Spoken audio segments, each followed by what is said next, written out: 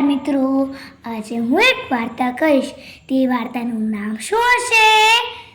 ડોશીમાં અને ટચુભાઈ. એક ડોશી હતી. એકવાર તે પોતાના ખેતર ગઈ. ચીબડાના વેલા બહુ થયા હતા.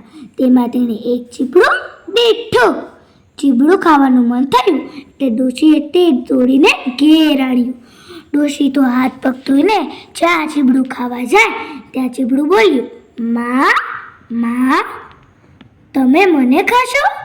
માં, હું તો તમારો દીકરો છું. ડોશીએ તો અચંબો પામીને ચીબડાને કોરે મૂક્યું. થોડી વાર થઈ ત્યાં તેમાંથી એક છોકરો નીકળ્યો. ડોશીએ તેનું નામ સાંગો પાડ્યું. એક દિવસ ફરી ડોશી પાદર ખેતર ગઈ. ચીબડું તોડી લાવી. ડોશી જ્યાં ચીબડું ખાવા જાય ત્યાં ચીબડું બોલ્યું, માં, મને ખાશો? માં, હું તો તમારો દીકરો છું. ડોશીએ નવાઈ પામી. ચીબડાને છેટું મૂક્યું.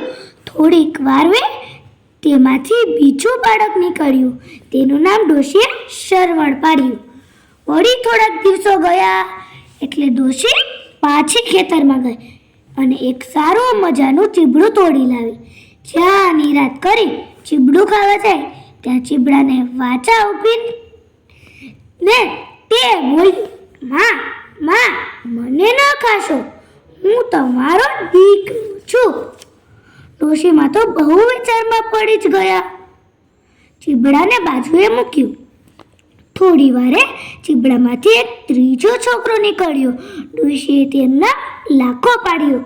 ડોશીએ વળી દિવસો નીકળ્યા એટલે પાછું ચીબડું ખાવાનું મન થયું એટલે તે પાછા ખેતરમાં ગયા અને એક સરસ મજાનું ચીબડું શોધીને ઘરે લાવ્યા. આવી ડોશી જ્યાં ચીબડું ખાવા જાય ત્યાં તો ચીબડું બોલ્યું, માડી, મને ના ખાશો, હું તો તમારો દીકરો છું. ડોશીએ આ વખતે પણ ચીબડાને કોરે મૂક્યું. થોડી વાર થઈ ત્યાં તો તેમાંથી એક છોકરો નીકળ્યો. એ છોકરાનું નામ ડોશીએ લખમણ પાડ્યું. હવે ચીબડા ટાણી ઉકલી જવા આવી હતી. ડોશીએ વિચાર કર્યો કે હવે એકવાર જાઓ અને જેવું મળે એવું ચીબડું લાવીને ખાઓ.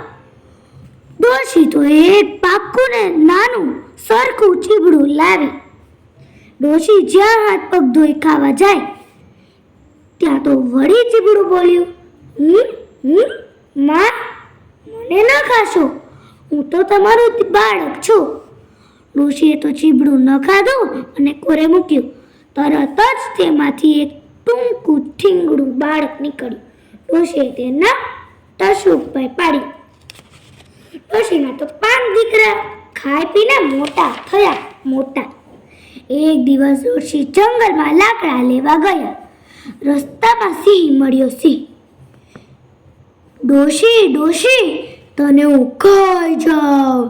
ડોશી કહે, અરે ભાઈ, મને ખવાય, તું તો મારો ભાઈ થા.